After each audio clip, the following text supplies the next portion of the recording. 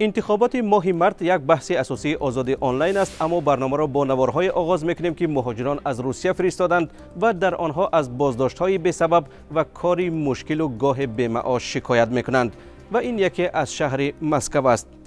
ما اینا در غریبی اینا برادر رو نگاه کنیم. فهمیس اومدگی بچه ها را جای اونا اتوبوسشون اونا بچه ها را جمع کردیم. اونا مؤلف ویدیو بر رادیوی آزادی شکایت کرد که با وجود داشتن اجازه کار و بود و باش قانونی، ماموران انتظامی سر چند وقت به قبل به زیارت آنها می آیند و گروه گروه به اداره پلیس می برند. مهاجر تاجیک میگوید بعضی از آنها را جریمه و برخی دیگر را هم قرار اخراج از روسیه انتظار است. نوار دیگر از مسکو دسترس شد. مؤلف به آزادی گفت که گروهی از کارگران تاجیک در شرکت اورست کار میکنند، ولی چند ماه باز حق کاری آنها پرداخت نمی شود. هم моя фиревка ошибка. Все обманывают.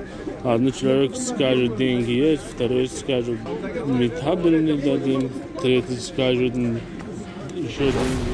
و حالا به دهه زربیدی ناحیه عینی ولایت سوخت می رویم که ساکنانش میگویند در اینجا 4 سال باز ساختمان بینای یک مکتب را به پایان بردن نمی توانند.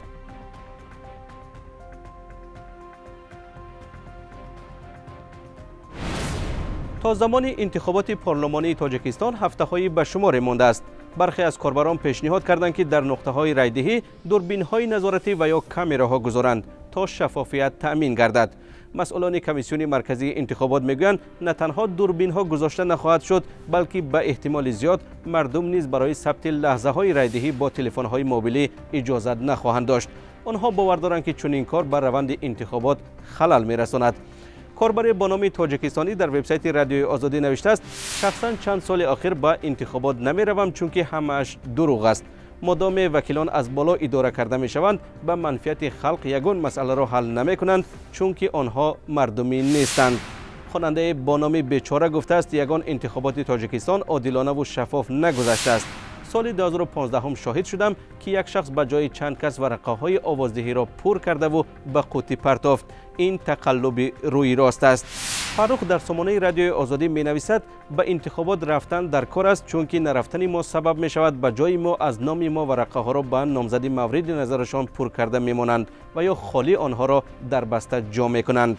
تاجیک گفته است که چه خیل به آدمان آواز دهیم که به ضد ما قانون می برارند، از جمله در مسئله گرانی نرخ آب و برق، ارد، شناسنامه، بلیط و غیره. نفر دیگر با نام قشلاقی میگوید در روستاها وکیلان در نزد مردم سرخم هستند چون کمبودی در دهه‌ها بالای هم جمع گشتند.